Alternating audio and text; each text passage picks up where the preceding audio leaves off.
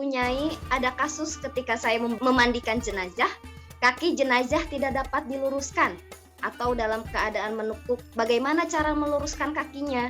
Dan kalau tidak bisa diluruskan, apakah dikafaninya tetap dalam keadaan menekuk? Mohon pencerahannya. Monggo Bu Nyai. Kaki yang lurus itu bukan menjadi pertanda apakah manusia masuk surga ataukah tidak gitu ya, karena kaki yang tidak bisa diluruskan itu kan bisa karena berbagai faktor, bisa jadi mungkin karena meninggal tidak ada yang melihat sehingga pada saat melihat tidak bisa lagi diluruskan. Nah, kita yang hidup kalau keadaan seperti itu kita tidak dituntut untuk melakukan sesuatu yang justru bisa menyakiti jenazah, karena jenazah tadi kan dia bisa merasakan ya.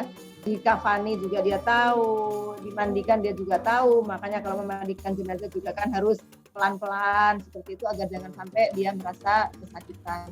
Karena itu kalau sudah diusahakan tetapi tidak bisa lurus juga, itu yang namanya situasi yang sudah makfuun anhu ya.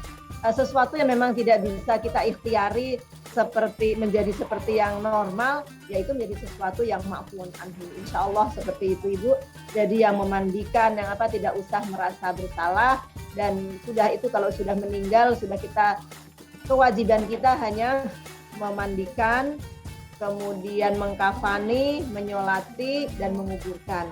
Adapun yang lain, misal mohon maaf, jenazahnya itu misalnya itu tadi nggak bisa diluruskan, atau misalnya mohon maaf jenazahnya kok masih terus ya keluar darah misalnya, ya tinggal diusahakan semaksimal mungkin saja, karena nanti yang akan berlaku di alam kuburnya itu ya rohnya gitu ya, meskipun roh itu nanti akan dikembalikan kepada jasadnya, tetapi ukuran jasad manusia ketika meninggal itu tidak menjadi satu-satunya penanda tentang kebaikan atau tempatnya nanti di alam barzah dan di surga atau neraka.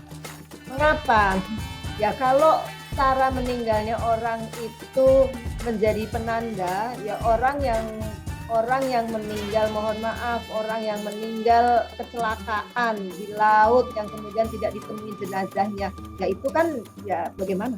Tapi kan mereka nanti akan dibangunkan sesuai dengan amal. Jenazah yang meninggal ketika terjadi gempa bumi di Nusantara dan tidak dikenali lagi, tidak ditemukan lagi misalnya, atau jenazahnya orang yang meninggal karena kebakaran yang tidak dikenali lagi, atau mungkin dikenali tapi hanya sebagiannya. Nah, maka yang seperti itu sudah kita serahkan kepada Allah Subhanahu wa Ta'ala. Yang paling penting kita sudah menjalankan sebagai orang yang hidup, kita menjalankan 4 hal itu untuk orang yang meninggal sebatas yang kita mampu gitu. Kalau tidak mampu, misalnya kok ketemu jenazah cuma sepotong, ya mungkin itu maaf misalnya korban mutilasi yang diketemukan kan mungkin tidak semuanya. Ya sudah, ya itu saja. Dan kalau misalnya ternyata kok itu tidak bisa dimandikan dengan cara yang biasa, ya itu dilakukanlah dengan cara-cara tayamum kan juga bisa. Nah, seperti kemarin pada waktu kita mengalami COVID ya, itu kan Masya Allah luar biasa, banyak juga jenazah yang tidak dimandikan, tetapi cara memandikannya diganti dengan tayamum. Jadi insya Allah laisa fiddin min haraj, tidak ada yang sulit dalam agama.